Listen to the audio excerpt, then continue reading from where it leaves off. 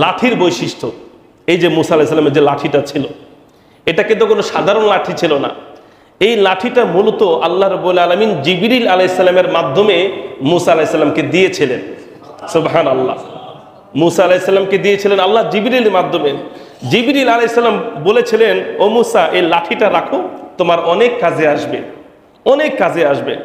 তখন মুসা আলাইহিস সালাম আসলেই যখন সামনে সামনে ঘটনা আসতেছে, এক একটা চমৎকার ঘটনা, তখন মুসা আলাইহিস সালাম বুঝতে পারছেন আসলে লাঠি এটা কোনো কি নয়, সাধারণ লাঠি নয় রে, এটা কোনো সাধারণ লাঠি নয়। এই লাঠির বৈশিষ্ট্য কি ছিল? প্রথমত এই লাঠি মুসা আলাইহিস সালাম প্রথমত ব্যবহার করতেন বিভিন্ন দুম্বা ভেড়া, তিনি কি করতেন? চড়াইতেন। এতক্ষণ পর্যন্ত তিনি এটার বৈশিষ্ট্য তেমন কিছু পান নাই। তিনি কি করতেন? ছাগল ভেড়া দুম্বা, এমন কোন নবী ছিলেন না যারা কি করেন নাই বলেন তো, ছাগল ভেড়া চড়ান নাই। এটা একটা শিক্ষা ছিল। তা তিনিও চড়াইছেন। এমনকি তিনি বিভিন্ন গাছ ছিল, লম্বা লম্বা গাছ, মুসা আলাইহিস সালাম এরকম গাছে বাড়ি মারতেন লাঠি দিয়ে, আর সেই গাছ থেকে পাতা ঝরতো, সেই পাতাগুলি এই গরু ছাগল ভেড়া দুম্বা আহার করত। এটা লাঠির বৈশিষ্ট্য বলতেছি। আর এই লাঠির আরেকটি উল্লেখযোগ্য বৈশিষ্ট্য, সেটা ছিল ওই যে সমুদ্রের মাঝে যে একটা রাস্তা হয়েছিল, ওইটা মূলত হয়েছিল কিসের বাড়িতে? ওই মুসা আলাইহিস সালামের লাঠির বাড়িতে। এটা আরেকটা বৈশিষ্ট্য। মুসা আলাইহিস সালামের লাঠির আরেকটা বৈশিষ্ট্য ছিল যে তিনি পাথরে আঘাত দিলেন, আঘাত দেওয়ার সাথে সাথে কয়টা ঝর্ণা বের হলো? 12টা। এটা একটা বৈশিষ্ট্য ছিল। আরো মজার কথা শুনেন, মুসা আলাইহিস সালামের লাঠিটা, এটার আরেকটা বৈশিষ্ট্য ছিল, যখন কোনো বিষাক্ত সাপ যখন আসতো, মুসা আলাইহিস সালাম সেই সাপটা মাটিতে ছেড়ে দিতেন, লাঠিটা ছেড়ে দিতেন মাটিতে, সাথে সাথে কি হয়ে যেত? বিইذনিহি ওয়াসিরাজাম মুনীরা। আউযু বিল্লাহি মিনাশ শাইতানির রাজীম।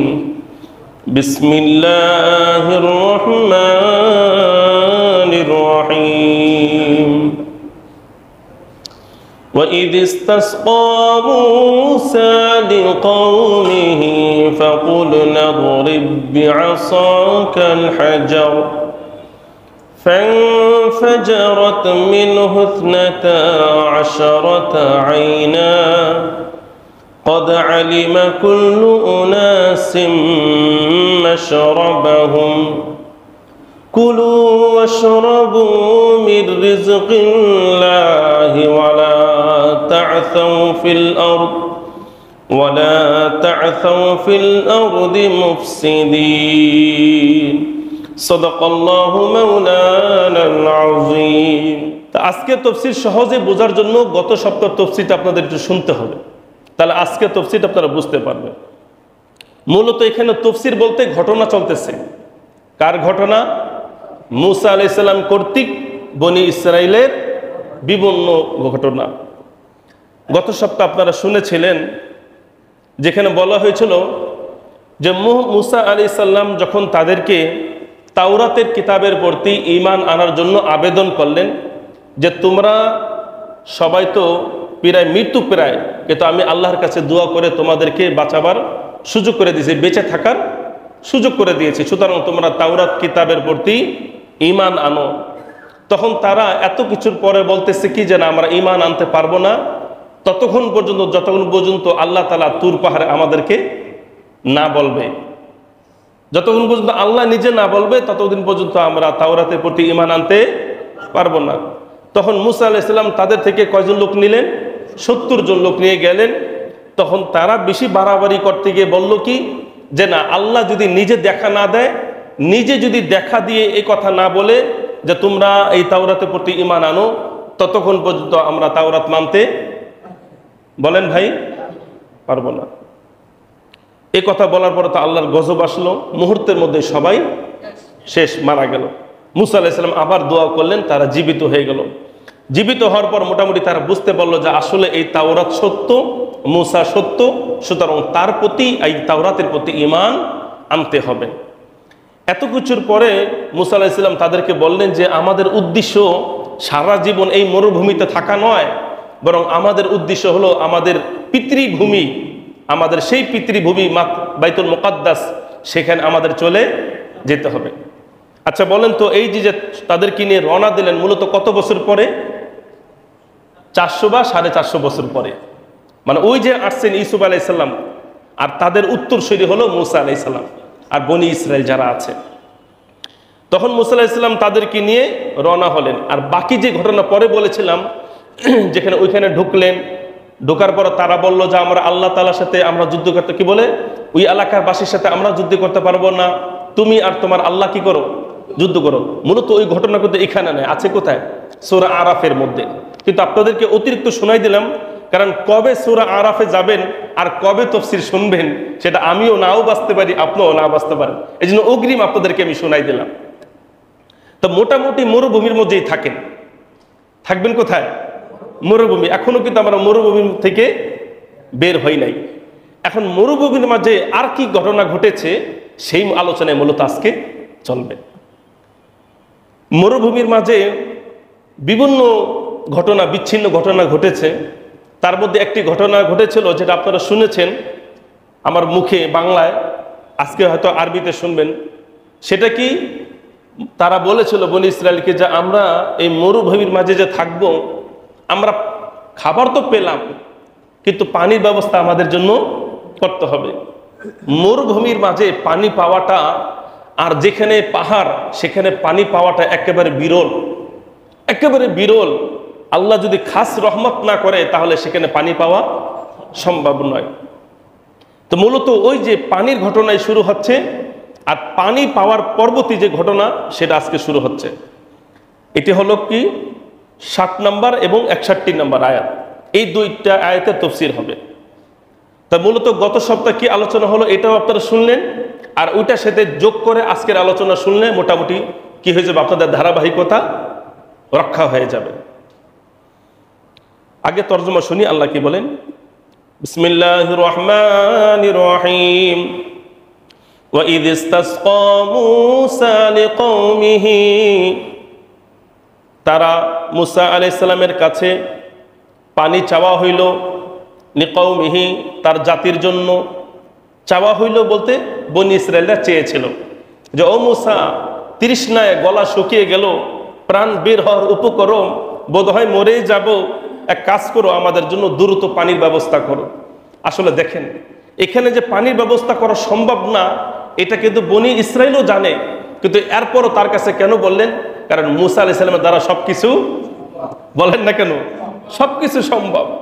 যদি সমুদ্র চিরে যদি শুকনা পথ হয়ে যায়, সেই পথ থেকে যদি তারা পার হয়ে এপারে চলে আসে, এত মারাত্মক ঘটনা যদি ঘটে যেতে পারে, তাহলে পাথর থেকে হোক, মাটি থেকে হোক, যেখান থেকে হোক, পানি বের হওয়াটা আরো সম্ভব না, আরো সহজ না? সহজ। وَإِذِ اسْتَسْقَى مُوسَى لِقَوْمِهِ, বনি ইসরাইলরা মুসার কাছে পানি চাইল। মুসা আলাইহিস সালাম তিনিও তার জাতির জন্য আল্লাহর কাছে পানি চাইলেন। وَإِذِ اسْتَسْقَى, পানি চাইলেন মুসা নবী, লিকাউমিহি, নিজের সম্প্রদায়ের জন্য, জাতির জন্য। তখন আল্লাহ তাআলা কি বললেন? দোয়া করার পরে আল্লাহ বললেন, ও মুসা, ফাকুল নাদরিব বিআসাকাল হাজার, তুমি যে আমার কাছে পানি চাচ্ছ পান করার জন্য, এক কাজ করো, তোমার হাতে যে লাঠি আছে, ঠিক এরকম একটা লাঠি ছিল মুসা আলাইহিস সালামের হাতে, এরকম একটা লাঠি ছিল। বলল যে এই লাঠি দিয়ে তোমার সামনে যেটা পাথর আছে এই পাথরে কি করো, আঘাত দাও। আচ্ছা, এই কথা যদি আপনার আমার আল্লাহ বলতেন তখন আপনি আমি কোথায় যাইতাম বলেন তো? আল্লাহ কি বলে এটা? আল্লাহ কি বলে? আমাকে বলতেছে লাঠি দিয়ে পাথর আঘাত করলে, লাঠিতে যদি পাথর দেয়া, কি বলে, পাথরে যদি লাঠি দিয়ে আঘাত করে এই লাঠি কি থাকবে? আপনি যদি জোরে একটা বড় পাহাড়ের একটা টুকরা যদি জোরে মারেন তাহলে পাথরের কোনো ক্ষতি হবে না, ক্ষতি লাঠির হয়ে যাবে। কিন্তু মুসা আলাইহিস সালাম সঙ্গে সঙ্গে তিনি দেরি করলেন না, কারণ তিনি জানেন আল্লাহ যেহেতু বলেছেন তাহলে অবশ্যই এখান থেকে পানি বের হবে।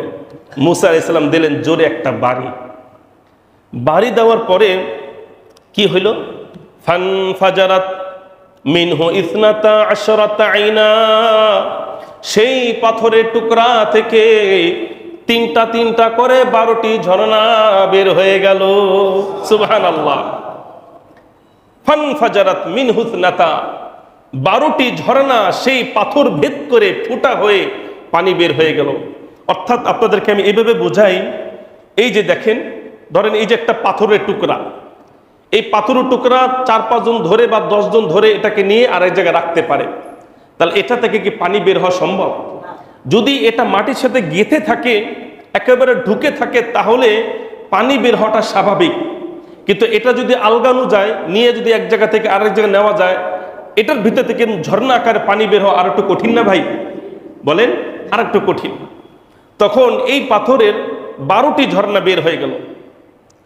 এখন আপনারা প্রশ্ন করবেন, হুজুর 12টি ঝর্ণা কেন, 14টা 16টা ঝর্ণা বের হইল না কেন, বা 10টা ঝর্ণা কেন বের হইল না? মূলত মুসা আলাইহিস সালাম যেই সম্প্রদায় বনি ইসরায়েলদেরকে নিয়ে রওনা হয়েছিলেন, তাদের মাঝে মূলত 12টা গোত্র ছিল। কয়টা গোত্র? 12টা গোত্র, মানে 12টা গোষ্ঠী। এখন আপনারাই জানেন ভালো করে, প্রত্যেক গোষ্ঠীর মানুষ তাদের সাথে মিল আছে, আরেক গোষ্ঠীর সাথে কি লাগতে পারে? বলেন, আমাদের এলাকায় গোষ্ঠী গোষ্ঠী ঝগড়া লাগে কিনা বলেন? মোল্লারা চৌধুরী গোষ্ঠীর সাথে লাগে, শেখরা আবার অমুক গোষ্ঠীর সাথে লাগে। এই গ্রাম অঞ্চলে দেখবেন এই গোষ্ঠী গোষ্ঠী করে কিন্তু এলাকা ভিত্তিক কি আছে?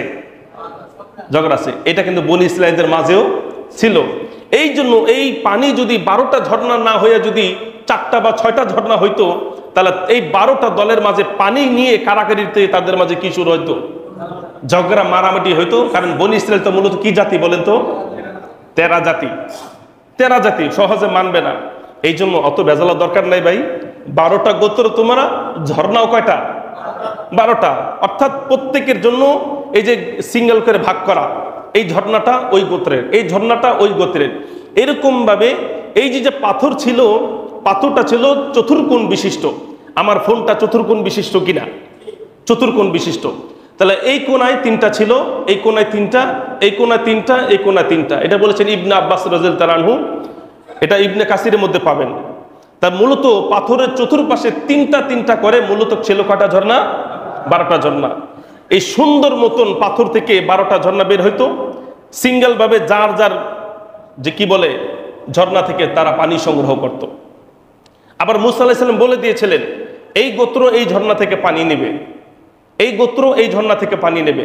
এটা কোথায় আছে? কোরআন শরীফে আছে। দেখেন, ফানফাজারাত মিনহু 12 আইনা, 12টা ঝর্ণা বের হইল। কদ আলিমা, জানতে পারলো, কুল্লু উনাসিন, প্রত্যেক মানুষ, মাশরাবাহুম, যেখান থেকে পানি সংগ্রহ করবে, কে কোন ঝর্ণা থেকে পানি নেবে এটাও সবাই জানতে পারলো। কোনো কমতি ছিল না, কোনো কমতি ছিল না। এরপর আল্লাহ কি বললেন? কুলু, ওই যে মান্না সাল্লা দিলাম, খাও। ওয়াশরাবু, পানীয় ব্যবস্থা করে দিলাম, তাও পান করো। মিরিজকিল্লাহ, এটা হলো আল্লাহর দেওয়া রিজিক। ওয়ালা তা'সাউ ফিল আরদি মুফসিদিন, সুতরাং যা ইচ্ছা তাই খাও, যা ইচ্ছা তাই পান করো, কিন্তু খাবার দাবার নিয়ে মাঝামাঝি করে তোমরা কি করবে না? কোনো ধরনের ঝগড়া করবে না, ফাসাদ সৃষ্টি করবে না, খবরদার। মান্না সালার কোনো কমতি নাই, পানিরও কোনো কমতি নাই। যার যার গোত্র ভাগ করে দিছি একটা ঝর্ণা, মন মতন খাও, যতদূর পানি লাগে নিতে থাকো, কিন্তু কি করা যাবে না? এই পানি আর খাবারকে কেন্দ্র করে তোমাদের মাঝে বিভাদ সৃষ্টি করা যাবে না।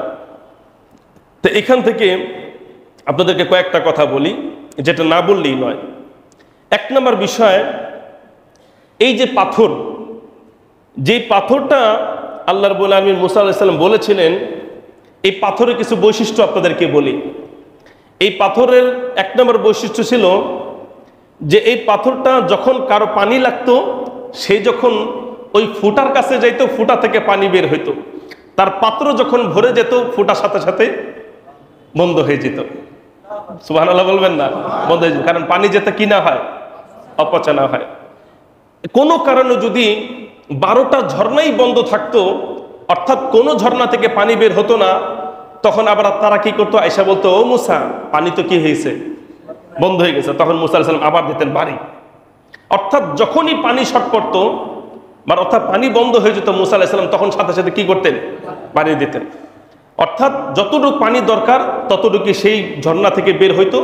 যদি সে পানি পূরণ হয়ে যেত, প্রয়োজন, সাথে সাথে পানিটা কি হয়ে যেত? বন্ধ হয়ে যেত। একটা বৈশিষ্ট্য। আরেকটি বৈশিষ্ট্য ছিল, যে পাথরটা ছিল, এই পাথরটা বহনযোগ্য ছিল। বর্তমান দেখবেন বিভিন্ন জায়গায় তেল দেয় না, তেল পানিও তো দেয় না, পানির গাড়ি আছে না আমাদের, আপনাকে দেখেন না পানির গাড়ি, তো এরকম ওইটাই বহনযোগ্য ছিল। ওইটা গরুর উপরে করে পাথরটা রাখতো আর গরু টানতো, মানে মোটামুটি ছোট ছিল, তাহলে ওই পাথরটা বহনযোগ্য ছিল।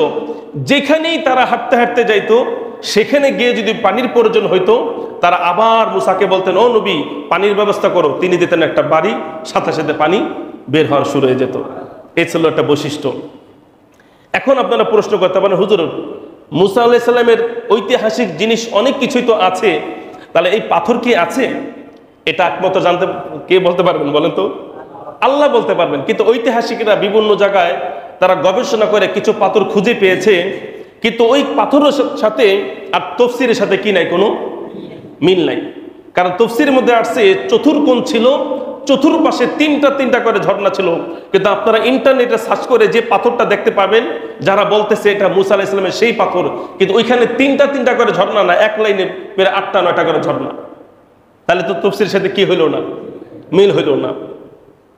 তা যাই হোক, এই পাথরটা মূলত কোথায় আছে আল্লাহ পাক ভালোই জানে। এটা ছিল পাথরের বৈশিষ্ট্য। 2 নম্বর আসেন লাঠির বৈশিষ্ট্য। এই যে মুসা আলাইহিস সালামের যে লাঠিটা ছিল, এটা কিন্তু কোনো সাধারণ লাঠি ছিল না। এই লাঠিটা মূলত আল্লাহ রাব্বুল আলামিন জিবরিল আলাইহিস সালামের মাধ্যমে মুসা আলাইহিস সালামকে দিয়েছিলেন। সুবহানাল্লাহ, মুসা আলাইহিস সালামকে দিয়েছিলেন আল্লাহ জিবরিলের মাধ্যমে। জিবরিল আলাইহিস সালাম বলেছিলেন, ও মুসা এই লাঠিটা রাখো, তোমার অনেক কাজে আসবে, অনেক কাজে আসবে। তখন মুসা আলাইহিস সালাম আসলেই যখন সামনে ঘটনা আসতেছে, এক একটা চমৎকার ঘটনা, তখন মুসা আলাইহিস সালাম বুঝতে পারছেন আসলে লাঠি এটা কোনো কি নয়, সাধারণ লাঠি নয় রে, এটা কোনো সাধারণ লাঠি নয়। এই লাঠির বৈশিষ্ট্য কি ছিল? প্রথমত এই লাঠি মুসা আলাইহিস সালাম প্রথমত ব্যবহার করতেন বিভিন্ন দুম্বা ভেড়া, তিনি কি করতেন, চড়াইতেন। এতক্ষণ পর্যন্ত তিনি এটার বৈশিষ্ট্য তেমন কিছু পান নাই। তিনি কি করতেন, ছাগল ভেড়া দুম্বা, এমন কোন নবী ছিলেন না যারা কি করেন নাই বলেন তো, ছাগল ভেড়া চড়ান নাই। এটা একটা শিক্ষা ছিল। তা তিনিও চড়াইছেন। এমনকি তিনি বিভিন্ন গাছ ছিল, লম্বা লম্বা গাছ, মুসা আলাইহিস সালাম এরকম গাছে বাড়ি মারতেন লাঠি দিয়ে, আর সেই গাছ থেকে পাতা ঝরতো, সেই পাতাগুলি এই গরু ছাগল ভেড়া দুম্বা আহার করত। এটা লাঠির বৈশিষ্ট্য বলতেছি। আর এই লাঠির আরেকটি উল্লেখযোগ্য বৈশিষ্ট্য, সেটা ছিল ওই যে সমুদ্রের মাঝে যে একটা রাস্তা হয়েছিল, ওইটা মূলত হয়েছিল কিসের বাড়িতে, ওই মুসা আলাইহিস সালামের লাঠির বাড়িতে। এটা আরেকটা বৈশিষ্ট্য। মুসা আলাইহিস সালামের লাঠির আরেকটা বৈশিষ্ট্য ছিল যে তিনি পাথরে আঘাত দিলেন, আঘাত দেওয়ার সাথে সাথে কয়টা ঝর্ণা বের হলো, 12টা। এটা একটা বৈশিষ্ট্য ছিল। আরো মজার কথা শুনেন, মুসা আলাইহিস সালামের লাঠিটা, এটার আরেকটা বৈশিষ্ট্য ছিল, যখন কোনো বিষাক্ত সাপ যখন আসতো, মুসা আলাইহিস সালাম সেই সাপটা মাটিতে ছেড়ে দিতেন, লাঠিটা ছেড়ে দিতেন মাটিতে, সাথে সাথে কি হয়ে যেত, সাপ হয়ে যেত। আপনারা শুনেছেন না, একবার মুসা আলাইহিস সালামের সাথে তর্ক করবে বা জাদু নিয়ে এক ধরনের মুবাহাসা করবে, তখন কয়েকজন জাদুঘর, মিশরের বড় বড় জাদুঘর আসলো। এসে তারা মুসা আলাইহিস সালামের সামনে তারা কি করলো, লাঠি, তাদের হাতে থাকা লাঠি এবং চাবুক, আবার বলছি মুসা আলাইহিস সালামকে পরাজিত করবে, অপদস্থ লাঞ্ছিত করার জন্য একটা বিশাল ফিল্ডে একটা প্রতিযোগিতার আয়োজন করলো ফিরাউন। এরপর সে তার ভাড়া করা জাদুঘর যারা আছে তাদেরকে বলল, তোমরা তোমাদের খেলা দেখাও। তখন তাদের সাথে যে চাবুক ছিল, যে লাঠি ছিল, বলল তারা সাথে সাথে লাঠিগুলি চাবুকগুলি ফেলে দেয়। ফেলে দেওয়ার পর একেবারে সব মুহূর্তের মধ্যে সাপ হয়ে যায়। অনেকগুলা সাপ এই মুসা আলাইহিস সালামের সামনে চলে আসতে থাকে। এইদিকে বনি ইসরাইল যারা ছিল তারা তো ভয়তে কাতর, যে মুসা আলাইহিস সালামের অবস্থা কি খারাপ, এত সাপ আসতেছে, তা মুসা আলাইহিস সালামকে তো আজকে খেয়ে ফেলবে। তখন মুসা আলাইহিস সালাম কি করলেন, এই লাঠিটাকে শুধু মাটিতে রাখলেন, রাখার সাথে সাথে বিশাল একটা সাপ হয়ে গেল। আর ফিরাউন এবং তার গোত্র যত সাপ তারা ছেড়েছিল, মুহূর্তের মধ্যে এই মুসা আলাইহিস সালামের লাঠি যেটা সাপ হয়েছিল সেটা নিমিষে সেই সাপগুলি খেয়ে ফেললো। সুবহানাল্লাহ। খাওয়ার পরে আবার সেই লাঠি সে আগের মতন, এরকম না যে সাপ খাওয়ার পর লাঠি কি হয়ে গেছে, মোটা হয়ে গেছে, বিষয়টা এরকম না, আগের মতন সেই লাঠি হয়ে গেছে। সুবহানাল্লাহ। আল্লাহ রাব্বুল আলামিন এমন একটা লাঠি দান করেছিলেন মুসা আলাইহিস সালামকে। এইগুলো লাঠির বৈশিষ্ট্য আপনাদেরকে বললাম।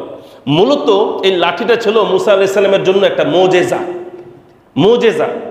কারণ বর্তমান সময় দেখবেন যে পিসাব বেশি কেরামত দেখাইতে পারে সেই সবচেয়ে বড় অলি। কথা ঠিক কিনা বলেন? সবচেয়ে বড় অলি। মানুষ দেখে বিশ্বাস করে, এটাই মানুষের স্বভাব। সুতরাং নবী যদি বলে মুসা আমি নবী, তাহলে সহজে মানুষ মানবে না, এটা আল্লাহ ভালো করে জানেন। এজন্য আল্লাহ একটা লাঠি দিয়েছিলেন, যেন এই লাঠির বিভিন্ন কেরামত মুআজিজা মুসা আলাইহিস সালাম দেখান, আর সাধারণ মানুষ যেন কি হয়ে যায় বলেন, আশ্চর্য হয়ে যায়, আর তারা যেন এটা দেখে মুসাকে নবী হিসাবে মেনে নেয়। মূলত নবীকে যেন সহজে নবী হিসাবে মেনে নেয়, এই জন্য মূলত আল্লাহ প্রত্যেক নবীর সাথে কিছু কিছু কি দিয়েছিলেন বলেন ভাই, মুআজিজা দিয়েছিলেন। কিন্তু যারা তেরা জাতি, এদেরকে যতই মুআজিজা দেখান কোনো কাজ হবে না, হয়ও নাই। এটা ছিল মূলত এই যে আজকে 60 নম্বর আয়াতের তাফসীর। এবার শুনেন 61 নম্বর আয়াতের তাফসীর। আগে তরজমা শুনবো, এরপর ব্যাখ্যা। বিসমিল্লাহির রহমানির রহিম। ওয়াইদ কুলতুম, স্মরণ করো, বনি ইসরায়েলদেরকে বলতেছেন আল্লাহ। ওয়াইদ, ইজ মানে স্মরণ করো। ইজ এটা অতীতের ঘটনাকে নতুন করে আবার স্মরণ করিয়ে দেওয়ার জন্য কি বলা হয়? ইজ। যখনই ইজ আসবে কোরআন শরীফে বুঝবেন আমার মনে হয় পিছনে কি আছে, কোনো ঘটনা গেছে, সেটাকে স্মরণ করানোর জন্য মূলত ওয়াইজ। ওয়াইদ স্মরণ করো সেদিনের কথা। কুলতুম, হে বনি ইসরাইল, তোমরা বলেছিলে, ইয়া মুসা, হে মুসা, লান নাসবিরা, আর সহ্য হয় না, আর সহ্য হয় না, আলা তুআমি ওয়াহিদিন, একটি খাদ্য, এক ধরনের খাদ্য বারবার খাইতে, একই খাবার বারবার খাইতে আর কি লাগে না? আচ্ছা বলুন তো, প্রতিদিন যদি পোলাও যে ব্যবস্থা হয়, আপনি প্রতিদিন পোলাও খেতে পারবেন? এটাই তো স্বাভাবিক। কিন্তু আল্লাহ যে তাদেরকে মান্না সালওয়া দিয়েছিলেন, এটা এমন কোনো খাবার ছিল না যেটা পোলাওর মতন। আমাদেরকে যদি প্রতিদিন পোলাও, রোস মুরগি দেওয়া হয়, এখানে আমি জানি না আছেন কিনা এমন প্লেয়ার যে প্রতিদিন আল্লাহ 30টা দিন বিরিয়ানি বা পোলাও, মরু পোলাও খেতে পারবেন? মনে হবে না হুজুর পারবো।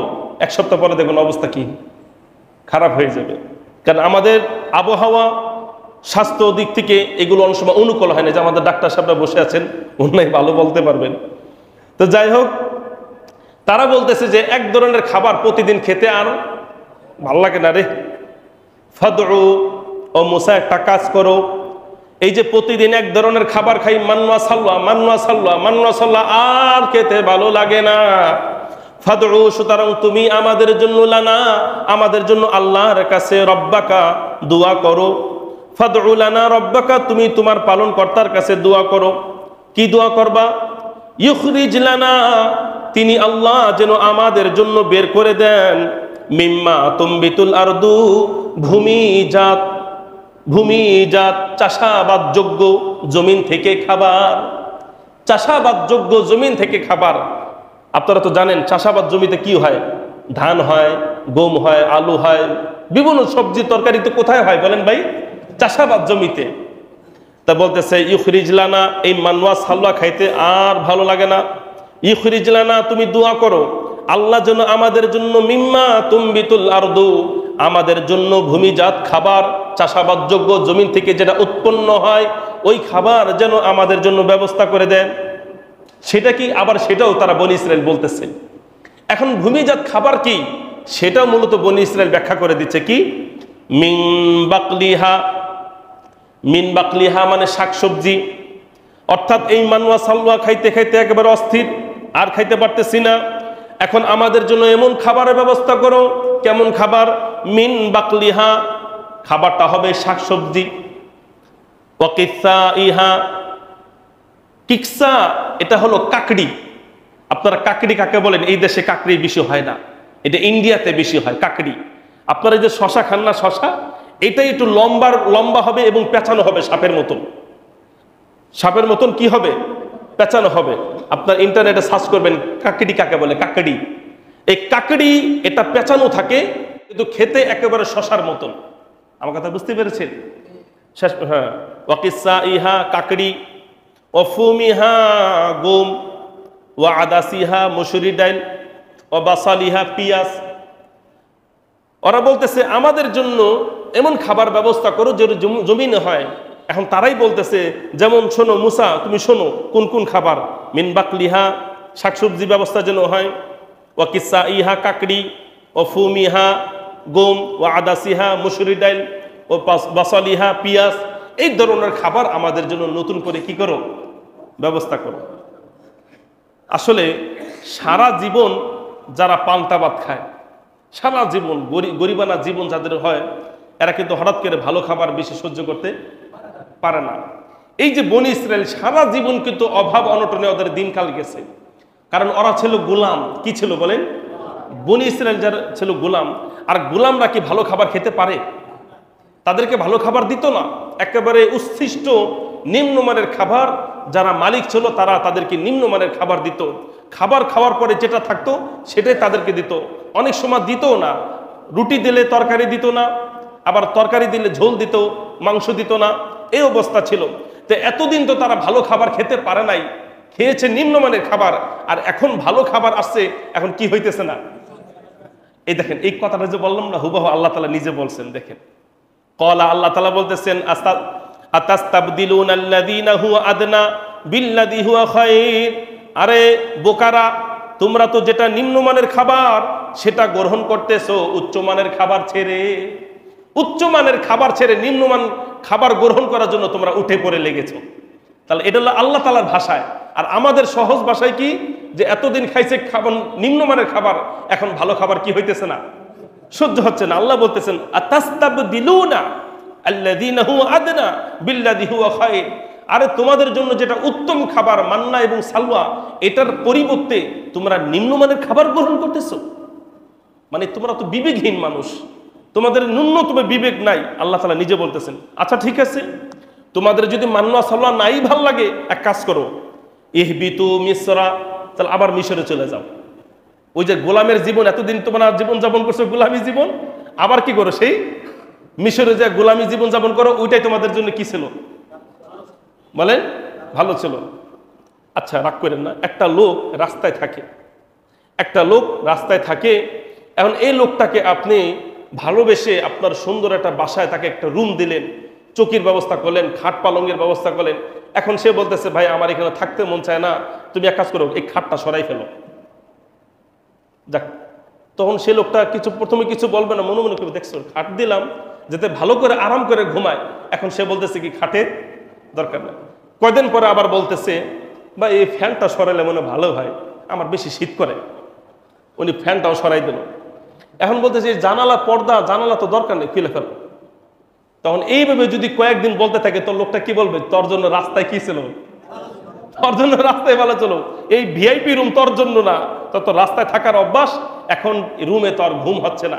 ঠিক এরকমই আল্লাহ তাআলা বলতেছেন যে ইহবিতু মিসরা, এতদিন ছিল গোলামীর জীবনে, দিন মতন ঘুমাইতা না, সারা দিন কাজ করতা, ঘুমাইতা যেখানে সেখানে, পাথরের নিচে, পাথরের কোনায়, গাছের নিচে, অমুক জায়গায়, হ্যান ত্যান, ঘর বাড়ি কিছু ছিল না, নিম্নমানের জীবন যাপন করছো। আর আমি আল্লাহ আজকে তোমাদের জন্য এই মেঘের ব্যবস্থা করেছি, জান্নাতের খাবার মান্না সাল্লার ব্যবস্থা করেছি, পাথর থেকে বিশুদ্ধ, পুষ্টিকর, রুচিশীল এবং স্বাস্থ্যকর পানির ব্যবস্থা আমি তোমাদের করেছি।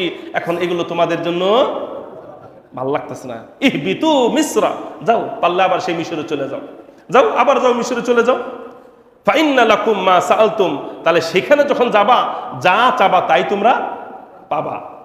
সেখানে চলে যাও, সেখানে রসুন আছে, পেঁয়াজ আছে, সেখানে ইচ্ছা করলে পান্তা ভাত পাইতে পারো।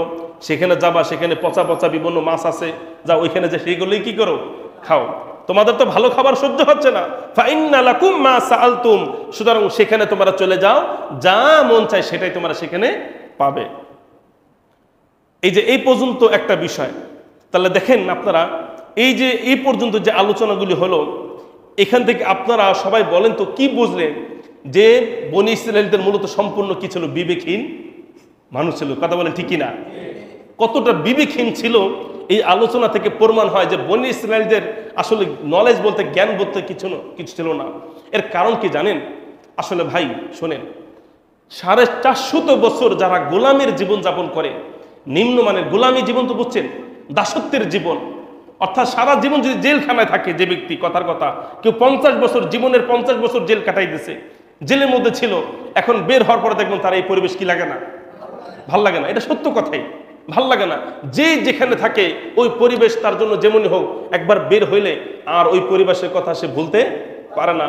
মূলত বনি ইসরায়েল সারা জীবন করছে গোলামি, সারা জীবন করছে দাসত্ব।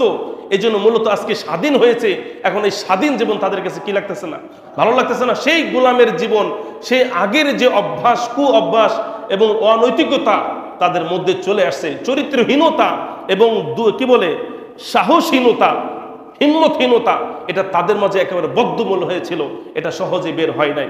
এই জন্য মূলত তারা এমন এমন কথা বলতো, এমন এমন কাজ করতো, মুসা আলাইহিস সালাম নিজে কি হয়ে যেতেন, অবাক হয়ে যেতেন, বিরক্ত হইতেন না, অবাক হয়ে যেতেন, খুব অবাক হইতেন যে কোন জাতি এরা, কোন জাতি। এই জন্য বলা হয় যে মুসা আলাইহিস সালাম আমাদের নবীকে যারা কষ্ট দিয়েছে, তাদের পরে সবচেয়ে বেশি যারা যেই নবীকে কষ্ট দিয়েছে তারা ছিল কারা বলেন তো, এই মুসা আলাইহিস সালামের উম্মত। এরা উম্মত সবচেয়ে বেশি মুসা আলাইহিস সালামকে কষ্ট দিয়েছে। এখন এই যে এগুলো যে করতেছে, এগুলো করতেছে, শুধু তাই নয়, এই অপরাধগুলি করতে করতে এক পর্যায়ে, কোন পর্যায়ে তারা চলে গেছে শুনবেন, এক পর্যায়ে তাদের অবস্থা এমন হয়েছে যে তারা তাওরাতকে একেবারে অস্বীকার করে ফেলেছে। নাউজুবিল্লাহি মিন যালিক। মানে ওদের বাড়াবাড়ি কথা এখন আল্লাহ তাআলা সামনে বলতেছে যে ওরা বাড়াবাড়ি করতে গিয়ে একেবারে তাওরাতকে অস্বীকার করেছে এবং অনেক নবী এবং রসুলকে তারা কি করেছে, হত্যা করেছে। আর এইগুলো করার কারণে আল্লাহ রাব্বুল আলামিন এই বনি ইসরাইল এবং তাদের উত্তরসূরি তাদেরকে আল্লাহ রাব্বুল আলামিন দুইটা মোহর মেরে দিয়েছেন। কয়টা মোহর? দুইটা মোহর, মানে দুইটা সিল আল্লাহ রাব্বুল আলামিন।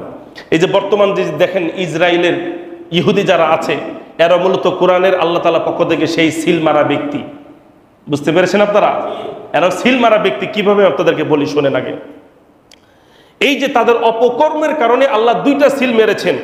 সারা জীবন যতদিন দুনিয়ার বুকে ইহুদি থাকবে, তাদের সাথে দুইটা সিল আল্লাহ রাব্বুল আলামিনের পক্ষ থেকে যে দুইটা সিল মারা হয়েছে, সেটা তাদের সাথে লেগেই থাকবে, লেগেই থাকবে। সেটা কি? ওয়াদরিবাত আলাইহিমুয যিল্লাতু ওয়াল মাসকানাহ। এই বনি ইসরাইল এবং ইহুদি জাতি বরাবর অপরাধ করার কারণে আল্লাহ তাদেরকে অনেক সুযোগ দিয়েছেন, ক্ষমা করে দিয়েছেন, কিন্তু পরিশেষে আল্লাহ রাব্বুল আলামিন তাদেরকে দুইটা সিল মেরে দিয়েছেন। সেটা কি? ওয়াদরিবাত আলাইহিমুল যিল্লাতু, একটা হলো লাঞ্ছনা, ওয়াল মাসকানা দারিদ্রতা, মাসকানা, আরেকটা হলো জিল্লাত লাঞ্ছনা। আল্লাহ রাব্বুল আলামিন এই ইহুদি জাতি যারা আছে, মূলত ইহুদি জাতি কাদের কিসের বংশধর? ওই বনি ইসরায়েলের কি বংশধর, একেবারে 90% ওরাই। এদেরকে আল্লাহ ছিল মেরে দিয়েছেন।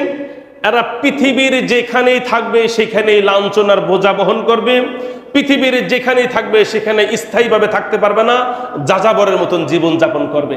এই যে দেখেন বর্তমান ইহুদি যারা আছে, এই ইসরায়েল, বর্তমান যে ইসরায়েলের ভূমি, এটা মূলত কাদের জমি ছিল? এ ভাই বলেন না কেন? ফিলিস্তিনের। যতটুকু মনে আছে আমার, 1945 সালের আগে, 1945 সালের আগে এই ভূমিটা সম্পূর্ণ ছিল কাদের? ফিলিস্তিনের। কিন্তু এদেরকে ওই যে জার্মানি বিশ্বযুদ্ধের আগে, দ্বিতীয় বিশ্বযুদ্ধের আগে এই হিটলার কর্তৃক ইহুদির প্রতি বিভিন্ন বিভৎস নির্যাতন হওয়ার কারণে তখন আমেরিকা বাহিনী তারা সিদ্ধান্ত নিল যে এইভাবে যদি তাদেরকে পশ্চিমে রাখা হয়, অর্থাৎ ইউরোপ কান্ট্রিতে যদি এই ইহুদিদেরকে রাখা হয়, এক পর্যায়ে ইহুদিদের কোনো চিহ্ন খুঁজে পাওয়া যাবে না। তখন তারা সিদ্ধান্ত নেয় এদেরকে কোথায় ট্রান্সফার করা যায়, কোথায় ট্রান্সফার করা যায়। তখন বিভিন্ন জায়গায়, বিশ্বের বিভিন্ন জায়গায় ইহুদিরা ছড়ানো ছিটানো ছিল। আপনাদেরকে একটা কথা বলে রাখি, একটা কুকুরকে বর্তমান মানুষ যেই নজরে দেখে রাস্তার কুকুরকে, ঠিক এরকম ভাবে ইউরোপ কান্ট্রিতে এই ইসরায়েল দেশটা হওয়ার আগে এই ইহুদি জাতি যারা ইউরোপে ছিল বিভিন্ন জায়গায়, বিশেষ করে জার্মানি, তাদেরকে কুকুর চাইতে নিম্নমানের মনে করতো। তারা কুকুরকে সহ্য করতে পারতো, কিন্তু সেই খ্রিস্টানরা বা নাস্তিক যারা ছিল, হিটলার এবং তার যে দলবল, তারা ইহুদিদেরকে সহ্য করতে। এই ইতিহাস আপনার পড়ে নেবেন, অত লম্বা ইতিহাস বলার সময় আমার কাছে নাই, দেখে নেবেন। এই জন্য মূলত আপনারা সহজে বুঝতে পারেন যে ইহুদি কত একটা নিম্নমানের জাতি, ইহুদি কতটা তেড়া জাতি, এটার একটা নমুনা নিজেই হিটলার পেশ করে গেছে। কোরআন তো বলেছে, কোরআন তো বলেছে, কিন্তু হিটলার সে নিজেও একটা কাজ করে গেছে। আপনারা জানেন হিটলার তার আমলে কত লক্ষ ইহুদি হত্যা করেছিল বলেন তো? 60 লক্ষ। কত? 60 লক্ষ, মানে 60 লক্ষ। খেয়াল করুন তো 60 লক্ষ মানুষ কত বেশি। এখন পর্যন্ত আপনারা ইন্টারনেটে সার্চ করলে সেই ইহুদিদের চিত্র খুঁজে পাবেন যে তাদেরকে বিভিন্ন গোডাউনে বন্দি করে মুহূর্তের মধ্যে বিষ দিয়ে, আগুন দিয়ে এবং বিভিন্ন ধরনের ধোঁয়া দিয়ে তাদেরকে পরিবার সহ করে তারা কি করে দিচ্ছে, ধ্বংস করে দিচ্ছে। নাম হলো নাৎসি বাহিনী। এই নাৎসি বাহিনী কর্তৃক সর্বমোট কত হবে আল্লাহ পাক ভালো জানে, তবে ইতিহাসের পাতায় লেখা আছে যে হিটলার কর্তৃক ইহুদিকে হত্যা করা হয়েছে কত, 7 লক্ষ। এখন পর্যন্ত হিটলারের একটা লেখা বিভিন্ন জায়গায় ছড়ানো ছিটানো আছে, বইয়ের মধ্যে লেখা আছে। সেটা কি? হিটলার বলেছিল যে আমি অনেক ইহুদিকে হত্যা করেছি, বিধায় আমাকে ইউরোপ কান্ট্রি, আমেরিকার মানুষ আমাকে নিন্দা করে, আমাকে গালমন্দ করে, তবে আমি কিছু ইহুদিদেরকে বাঁচিয়ে রেখেছি। এই ইহুদি বেঁচে থাকাটাই প্রমাণ করে দেবে যে ইহুদিরা মূলত কত নিকৃষ্ট। আর বর্তমান চিত্র দেখেন, আজকে সেই ইহুদি রেখে যাওয়া, অর্থাৎ কথার কথা 90% ইহুদিদেরকে হত্যা করেছিল হিটলার, রেখেছিল কত পার্সেন্ট? 10%। সে বলেছিল যে 10% ইহুদি রেখে যাচ্ছি, তোমাদের প্রমাণ হয়ে যাবে যে আমি কেন ইহুদিদেরকে মারলাম।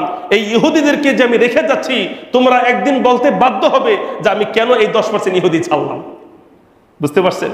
আর আজকে চিত্র দেখেন, আজকে গোটা 70% ইহুদি ইসরায়েলে থাকে, হাতে গোনায় কিছু ইহুদি। আমেরিকা থাকে কত, প্রায় 30%, অন্য অন্য জায়গায় থাকে তারা সামান্য কিছু পরিমাণ। এই ইহুদি আজকে সারা বিশ্ব চালাচ্ছে। ইহুদি কি চালাচ্ছে? সারা বিশ্ব চালাচ্ছে।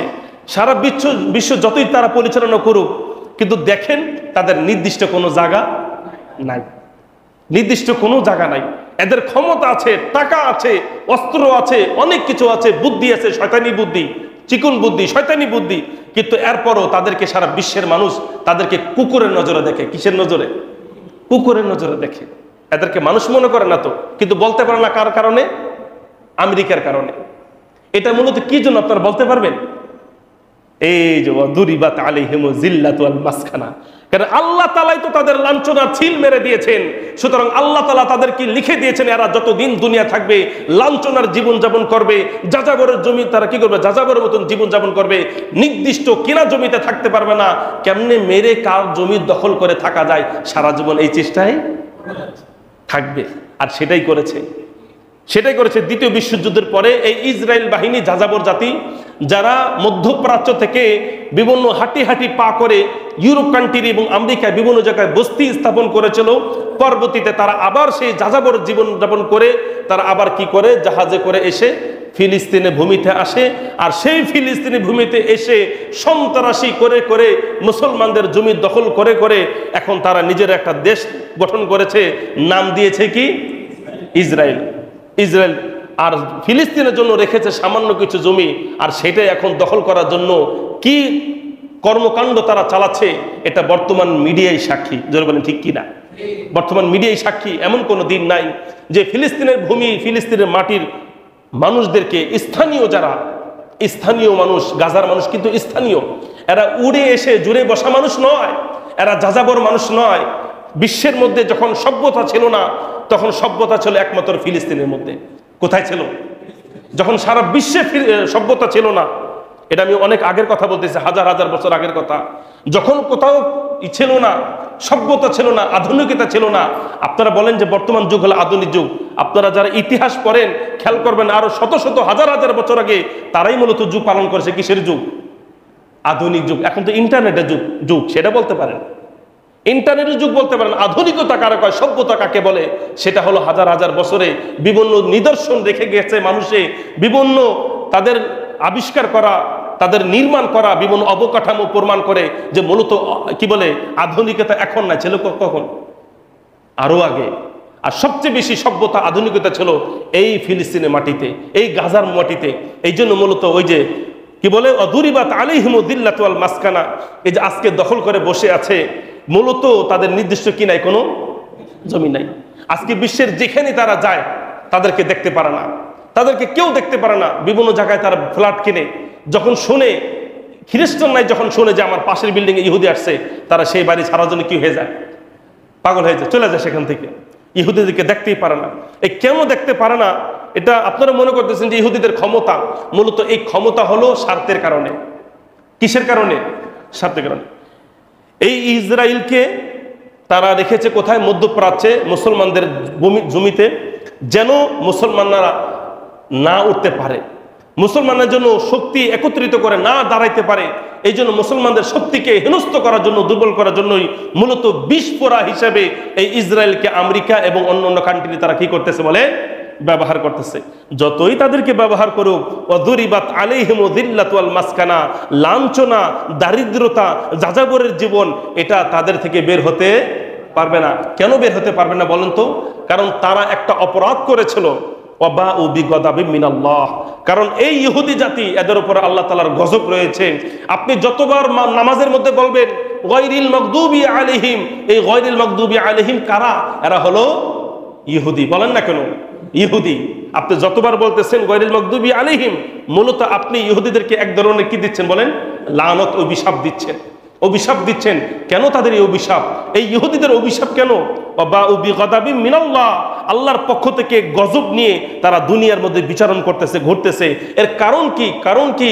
কারণ হলো যালিকা বিআন্নাহুম, এই ইহুদি জাতিরাই ইয়াকুনু ইয়াকফুরুনা বিআয়াতিল্লাহ, আল্লাহ তাআলার আয়াত তাওরাত এবং ইনজিলকে তারা অস্বীকার করেছে, পরিবর্তন করেছে, পরিবর্ধন করেছে। পুরা তাওরাত এবং ইনজিলের বিধানগুলিকে মন মতন ব্যবহার করে তারা সমাজনীতি পালন করেছে, চালু করেছে। শুধু তাই নয়, ওয়ায়াকতুলুনান নাবিয়্যিনা বিগাইরিল হাক্কি, তারা সময় সময় বিভিন্ন নবীদেরকেও তারা হত্যা করতে বাধ্য হয়েছে। জোরে বলেন নাউজুবিল্লাহ। তারা কত নবী হত্যা করেছে? হাজার হাজার নবী, হাজার হাজার নবী হত্যা করেছে। হাদিসের মধ্যে আছে, একদিন সকালবেলায় তারা 33 জন নবী হত্যা করে বিকালবেলা নাস্তা করার জন্য বাজারে চলে আসছে। কয়জন নবী হত্যা করছে? 33 জন। এত নবী তারা হত্যা করেছে।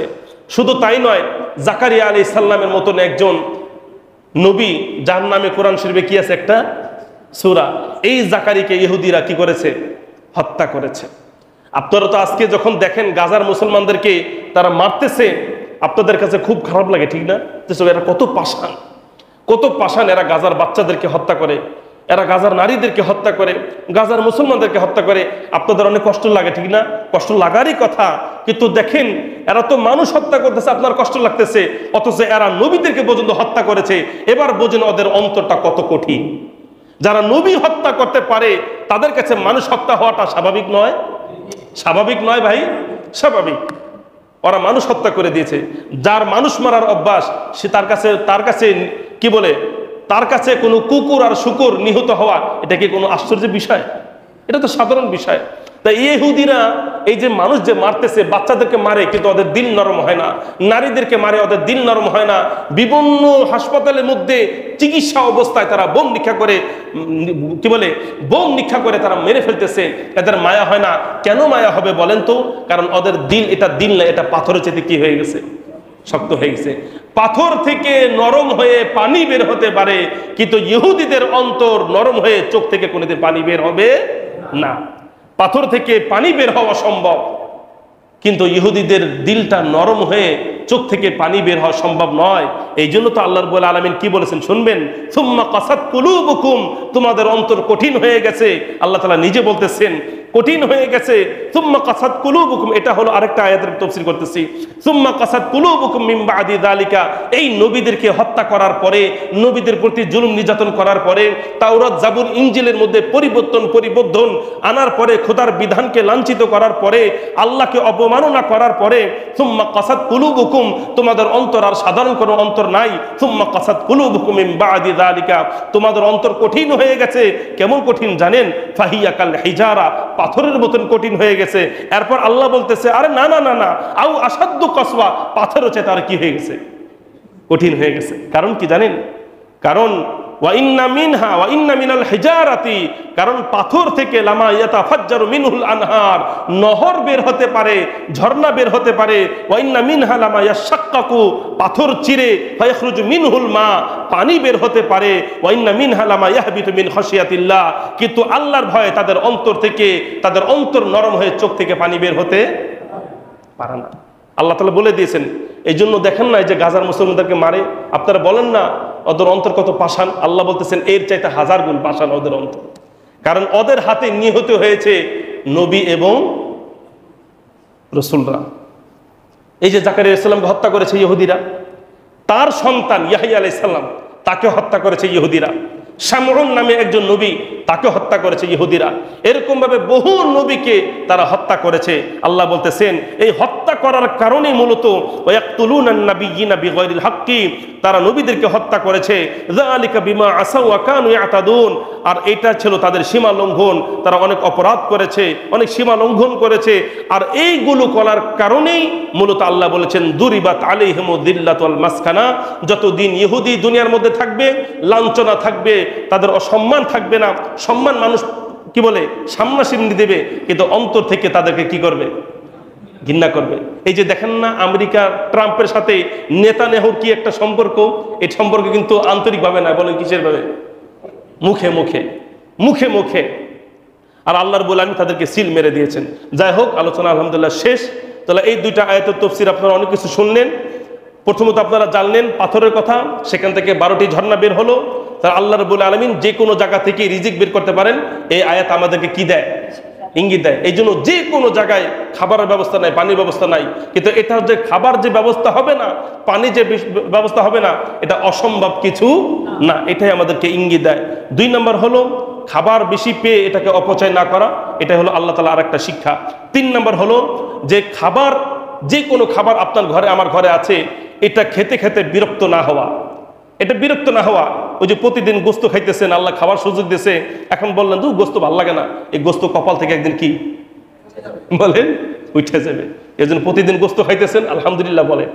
আল্লাহ আপনাকে খাওয়াচ্ছে গোস্ত, তাহলে আল্লাহ না করুক এমন অভাব অনটন যদি চলে আসে, দেশে যদি দুর্যোগ চলে আসে, গোস্ত তো দূরের কথা, শাকসবজিও খুঁজে পাওয়া যাবে না। এই জন্য যে কোনো খাবার পেয়ে বিরক্ত না হওয়া, বরং এটা বলা আলহামদুলিল্লাহ আল্লাহ প্রতিদিন খাওয়াইতেছে রে। ইলিশ মাছ, তো কখনো এটা বলবেন না আর ভাল লাগে না ইলিশ মাছ প্রতিদিন, দূর আর ভাল লাগে না প্রতিদিন গরু মাংস, খাসি মাংস। তাহলে এই বনি ইসরাইলদের মতন খাবার কি হয়ে যাবে বলেন?